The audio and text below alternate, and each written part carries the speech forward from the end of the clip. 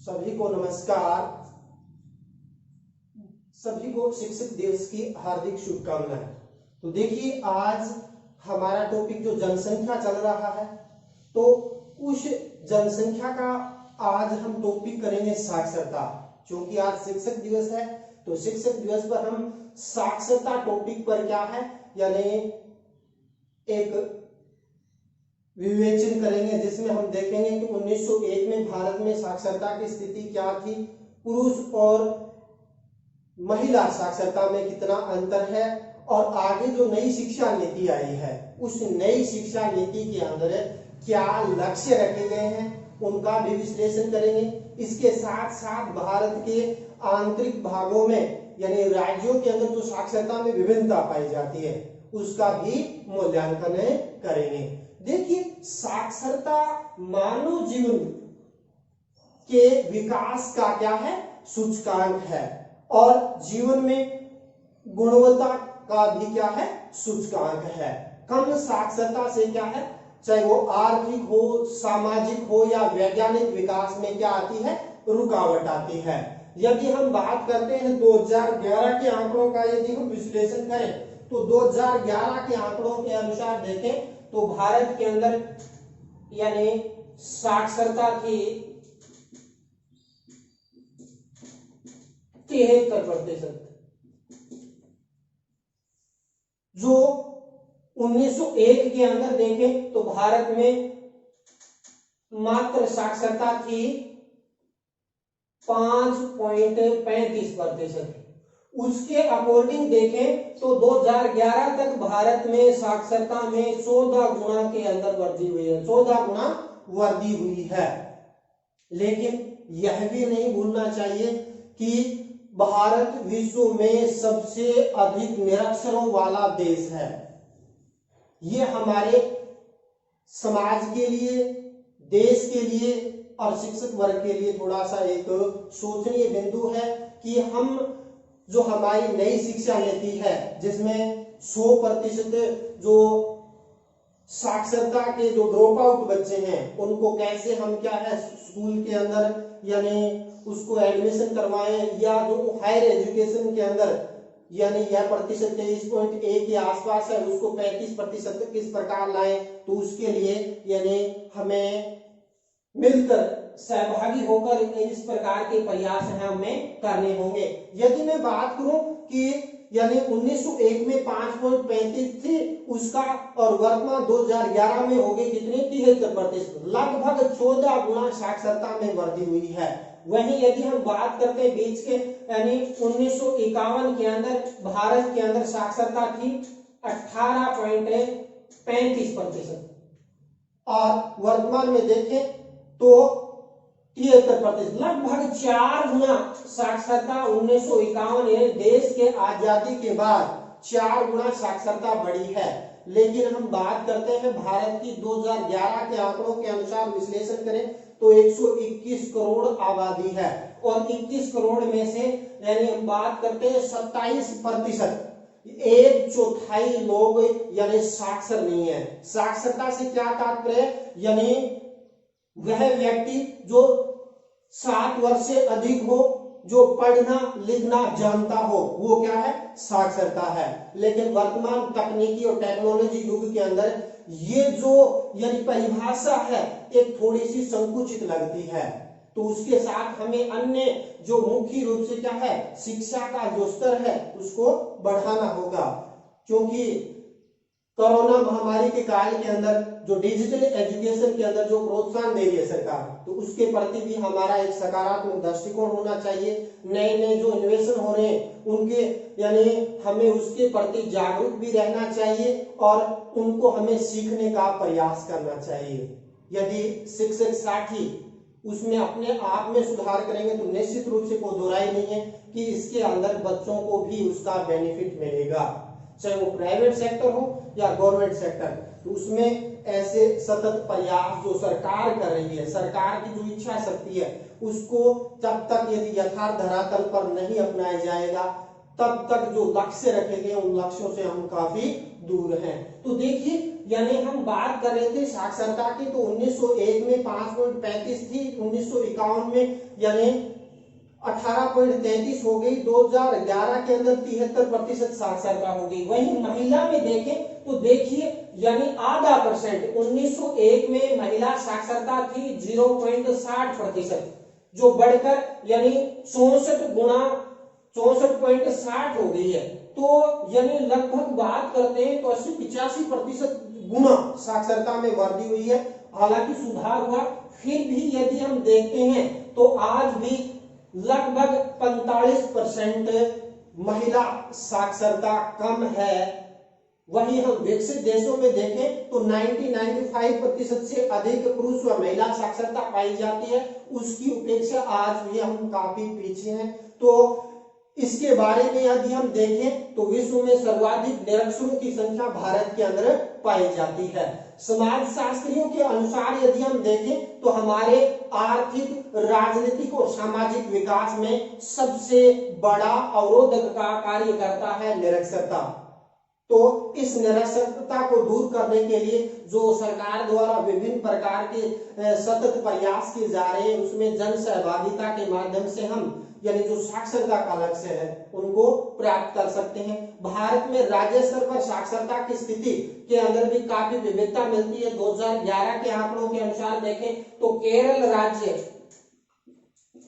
में साक्षरता 94% है वो पाई जाती है। वही बात करते हैं यानी त्रिपुरा राज्य है, उसके अंदर 87.20% साक्षरता मिलती है। गोवा राज्य है, उसमें 70% साक्षरता है वो प्रमुख रूप से क्या है पाई जाती है। इसके अलावा दमन दीव के अंदर देखें 87.10% साक्षरता यानी पाई जाती है। तो इस प्रकार हम बात करते हैं देश के 16 राज्य और 7 केंद्र शासित प्रदेश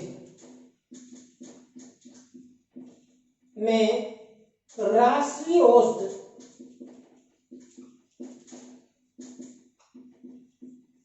73% से अधिक साक्षरता है वो पाई जाती है। बाकी में राष्ट्रीय औसत से कम साक्षरता है वो प्रमुख रूप से क्या है पाई जाती है। सबसे कम साक्षरता की बात करते हैं तो बिहार राज्य का स्थान आता है। बिहार में 61.8% साक्षरता के मामले में सबसे निचले पायदान पर है। और यहाँ प्रमुख रूप से क्या निचले पायदान की हम बात करते हैं तो यहाँ बहुत से कारण हैं, जिसके अंदर यदि हम बात करते हैं तो उसके अंदर आर्थिक पिछड़ापन है। दूसरा, महिलाओं की स्थिति क्या है अच्छी नहीं है। जनजाति क्षेत्रों, दलित क्षेत्रों के अंदर आज भी यानी मुख्य रूप से क्या है शिक्षा का स्तर उतना नहीं पहुंच पाया है। और बहुत से कारण है जिसका हम विश्लेषण करेंगे। इसके अलावा यदि हम बात करते हैं अरुणाचल प्रदेश, तो अरुणाचल प्रदेश के अंदर साक्षरता के अंदर यदि हम साक्षरता का विश्लेषण करना चाहें तो 65.40 पाई जाती। उसके बाद नीचे से थर्ड स्थान पर आता है राजस्थान। राजस्थान के अंदर साक्षरता 66.10% है वो प्रमुख रूप से क्या है पाई जाती है। इस प्रकार उसके बाद यदि हम बात करते हैं क्रमशः आंध्र प्रदेश का 67% आ जाता है। इसके बाद उत्तर प्रदेश का 67.7%, जम्मू कश्मीर में उससे भी कम 67.20% साक्षरता है वो प्रमुख रूप से पाई जाती है। तो इन क्षेत्रों के अंदर परंपरागत जनजातीय और दलित जनसंख्या वाले ये पिछड़े क्षेत्र हैं। सामान्यतः दक्षिणी भारत तटीय जो राज्य हैं, इसके अलावा यदि हम देखना चाहें वहां पर साक्षरता का स्तर है वो प्रमुख रूप से अधिक देखने को मिलता है। तो उन क्षेत्रों में या यूं कहें हिंदी भाषी क्षेत्र हैं या जो उत्तर पूर्व के जो ईसाई बहुल क्षेत्र हैं तो वहां साक्षरता भी अधिक पाई जाती है। हम धार्मिक क्रम के अंदर भी देखेंगे साक्षरता की क्या स्थिति है। उससे पूर्व इस सारणी के माध्यम से थोड़ा विश्लेषण करते हैं, उसके बाद हम भारत के मैप के अंदर साक्षरता के जो आंकड़े दिए गए हैं उसका भी हम विश्लेषण करेंगे। देखिए 1901 में भारत में 5.35% साक्षरता थी, जिसमें पुरुष 9.83 और स्त्रियां 0.60% थी। 1911 में जाएं 5.92, 10.56 और लगभग 1.05% साक्षरता थी। 1921 में 7.16, उसके बाद पुरुष साक्षरता 12.21 और स्त्री साक्षरता 1.81% थी। 1931 में देखते हैं 9.50 पुरुष साक्षरता थी, जिसमें पुरुष साक्षरता 15 यानी हम बात करते हैं 59, महिला साक्षरता 2.93%। 1941 में 16.10, 24.60 और 7.30% साक्षरता पाई जाती। जब 1951 में देश आजाद हुआ, आजादी के बाद प्रथम जनगणना हुई, उसमें देश की साक्षरता थी 18.33% और जिसमें पुरुष साक्षरता 27.16 और महिला साक्षरता की स्थिति बड़ी दयनीय थी, यानी 9% से कम साक्षरता उसमें थी। हालांकि इसका यदि 1951 से ओवरऑल साक्षरता में करें तो 4 गुना वृद्धि हुई है, लेकिन महिला साक्षरता में बात करते हैं तो 7.5 गुना साक्षरता में वृद्धि हुई है। हालांकि इसमें कोई दो राय नहीं है कि महिला साक्षरता की रफ्तार बढ़ी है, लेकिन आज भी यदि हम बात करते हैं 39% महिला यानी निरक्षर हैं, तो उसमें कहीं न कहीं हम स्वयं भी जिम्मेवार हैं, इसके लिए समाज जिम्मेवार है, तो उसके प्रति सरकार जिम्मेवार है, तो उसके प्रति हमें एक सकारात्मक दृष्टिकोण विकसित करना होगा। तो इसके अंदर यदि हम बात करते हैं आगे 1961 के अंदर 28.31 पुरुष, 40.40 और महिला 15.35, 71 में 34.45, 45.96 और 21.97% साक्षरता। 1991 में आते हैं 52.21, 64.13 और 39.29% साक्षरता। 2011 के अंदर देखिए 64.84 पुरुष तो यानी हो गए 75.26, महिला 53.67। वहीं 2011 में देखिए 73, 80.90, 64.60। देखिए यहाँ यदि हम 2001 और 2011 के आंकड़ों का विश्लेषण करें तो पुरुष साक्षरता में तो लगभग क्या है, यानी 8% की वृद्धि इसके अंदर हुई है, यानी 7%। उसके अंदर देखें ओवरऑल के अंदर पुरुष साक्षरता में यदि हम बात करते हैं तो यानी ये आंकड़ा और भी कम, लगभग यानी बात करते हैं 5 यानी समथिंग 5.5 के आसपास आता है। लेकिन महिला साक्षरता में देखिए 53, 10, 63 यानी लगभग क्या 11% की आज साक्षरता में वृद्धि हुई है। तो पिछले कुछ दशकों में महिला साक्षरता के अंदर यानी द्रुत गति से वृद्धि इसके अंदर दर्ज की गई है। अब हम 2011 के आंकड़ों का थोड़ा सा विश्लेषण कर लेते हैं। देखिए सारणी के मैप के अंदर देखिए भारत की साक्षरता 2011 के आंकड़े देखिए ऊपर में आता है जम्मू कश्मीर। हालांकि ये 2011 के आंकड़े, उसमें लद्दाख और जम्मू कश्मीर टेरिटरी नहीं बने थे, तो उसके अकॉर्डिंग देखते हैं जम्मू कश्मीर में 67.20 साक्षरता है, हिमाचल प्रदेश में 82.80, इधर हम बात करते हैं पंजाब में 75.80, चंडीगढ़ में 82.27% साक्षरता पाई जाती है, हरियाणा में 75.60% साक्षरता पाई जाती है, राजस्थान में 66.10% ओवरऑल साक्षरता मिलती है। वहीं हम बात करते हैं उत्तराखंड में 78.80% साक्षरता।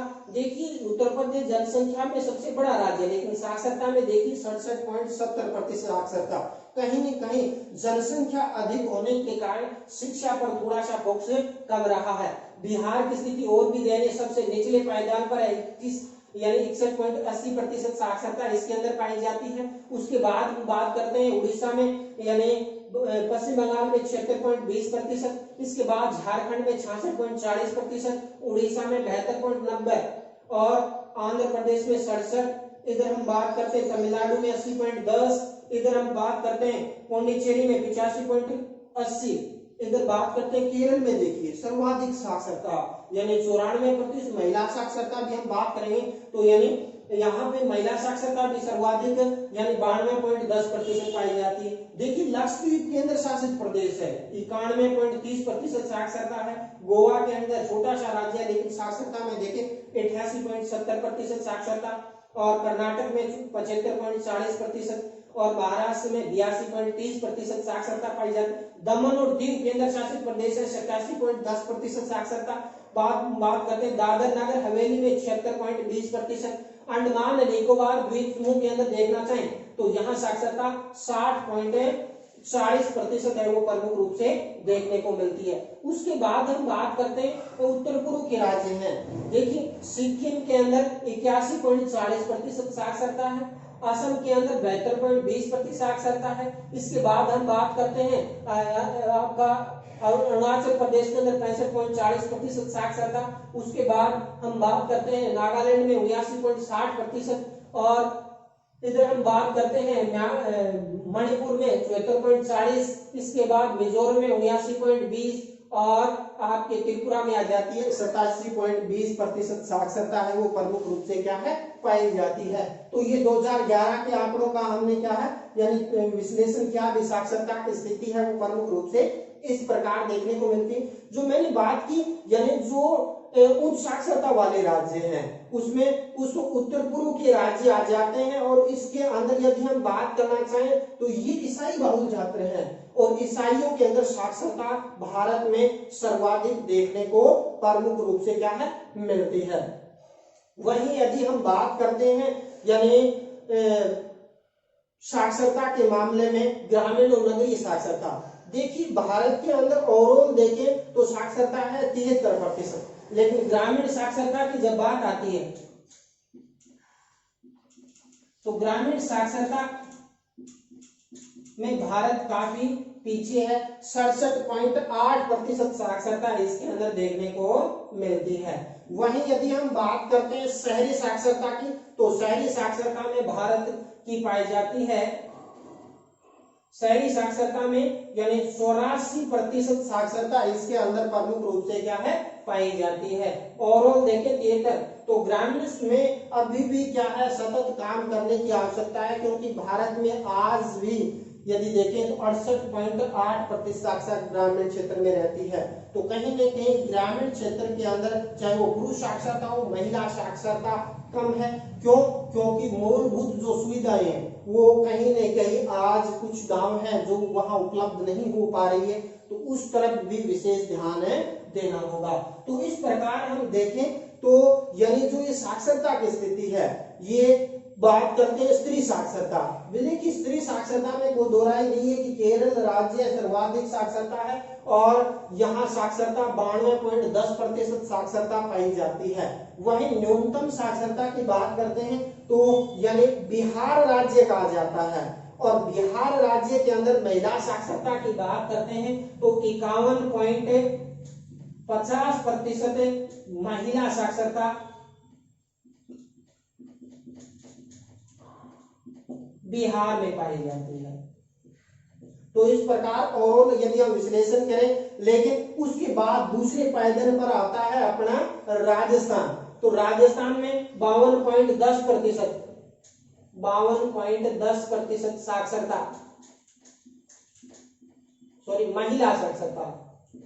तो महिला साक्षरता में राजस्थान निचले से दूसरे पायदान पर आता है। ये हमारे लिए चिंता का विषय, चिंतन का विषय भी है, और हम इसमें किस प्रकार यानी अपनी सहभागिता दे सकते हैं, तो उसके प्रति भी आज शिक्षक दिवस पर अपने आसपास के जो भी यानी शिक्षा की धारा से जुड़े हुए नहीं है उनको मुख्य धारा में जोड़कर हम ऐसा कार्य कर सकते हैं। तो देखिए यानी हम बात करते हैं कि विभिन्न धार्मिक संगठनों में साक्षरता की स्थिति है वो क्या पाई जाती है। जैसे यानी मैं सबसे अधिक साक्षरता पाई जाती है अपने जैन धर्म के अंदर।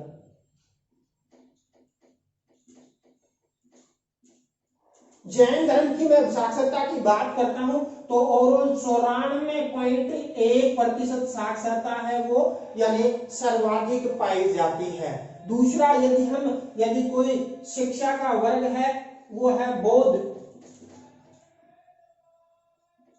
धर्म, और बौद्ध धर्म के अंदर यदि हम बात करते हैं तो बौद्ध धर्म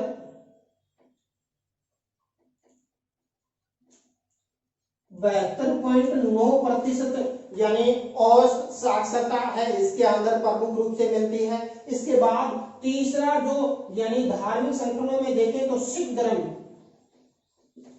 धर्म साक्षरता के मामले में तीसरे स्थान पर आता है, इसकी साक्षरता मिलती है 69.4%।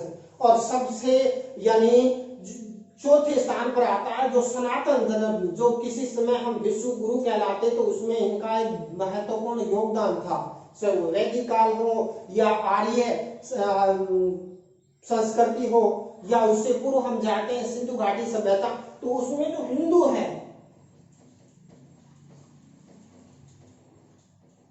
उसमें साक्षरता के पायदान में चौथे स्थान पर आता है। और सबसे कम जो वर्ग आता है माइनॉरिटी वर्ग आ जाता है, जिसमें हम मुस्लिम समुदाय,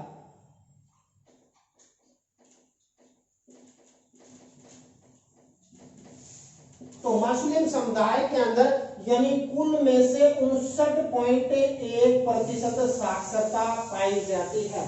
तो ये जो नीचे चिंता का विषय, चिंतन का विषय है कि हम इनमें किस प्रकार साक्षरता लाएं ताकि देश निर्माण, राष्ट्र के अंदर अपना ये योगदान दे सके और एक शिक्षित प्रशिक्षित यानी मानव श्रम शक्ति का हमें विकास कर सकते हैं। तो इसके लिए यानी सतत रूप से क्या है, प्रयास करने होंगे। तो इस प्रकार और यदि हम देखना चाहें, महिला साक्षरता में विशेष काम करने की आवश्यकता है। क्यों? क्योंकि आज भी 45.5% महिला साक्षरता की दयनीय स्थिति है। यूं कहें कि वो निरक्षर की श्रेणी के अंदर आते हैं और निरक्षरता का भी पैमाना, साक्षरता का जो पैमाना है वो भी आज के आधुनिक युग में थोड़ी सी बेईमानी लगती है। तो वर्तमान युग का यानी टेक्नोलॉजी का युग, और टेक्नोलॉजी युग के अंदर आज बहुत से काम है वो ऑनलाइन होने लगे हैं। तो उसके अंदर भी हमें यानी एक स्तर को बढ़ाना होगा। इसके अलावा क्योंकि नई शिक्षा नीति आई है और नई शिक्षा नीति में बहुत सी चीजें कही गई है, जिसमें डिजिटल एजुकेशन पर बहुत से फोकस दिया गया है। तो उसमें भी अपने यानी डिजिटल एजुकेशन में हम किस प्रकार सुधार यानी कर सकते हैं, शिक्षा के अंदर किस प्रकार उन्नयन कर सकते हैं, किस प्रकार उसमें हम यानी नए नए यानी प्रयोग के माध्यम से वर्तमान कोरोना काल की महामारी के अंदर यानी किस प्रकार हम जो शिक्षा विद्यार्थी है उसको हम किस प्रकार बेनिफिट उठा सकते हैं। तो उसमें मैं उन तमाम विद्यार्थियों से भी अनुरोध करूंगा कि जो ये ऑनलाइन एजुकेशन चल रही है कोरोना महामारी के दौरान, तो उसका यानी फायदा उठाएं, क्योंकि समय बड़ा बलवान होता है और समय और समुद्र की धाराएं किसी का इंतजार नहीं करती। तो इसलिए समय का सदुपयोग करें। तो एक बार पुण्य शिक्षक दिवस की हार्दिक शुभकामनाएं। जय हिंद, जय भारत।